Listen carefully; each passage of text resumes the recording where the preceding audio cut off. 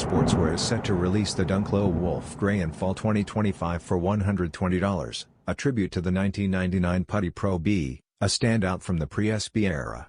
This modern interpretation honors the past while introducing thoughtful updates, such as a tonal gray suede upper with contrasting textures and the use of thin rope-style laces instead of the traditional thick flats.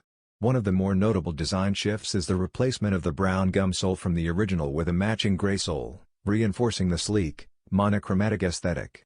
While Nike SB is typically the torchbearer for reviving its skateboarding heritage, it's worth noting that Pro B models originally launched under the Sportswear label before the official birth of Nike SB in 2002. Unlike current SB releases like the upcoming Sequoia, the Wolf Grey lacks skate-specific tooling, but it still resonates deeply with collectors by blending archival roots with contemporary styling cues.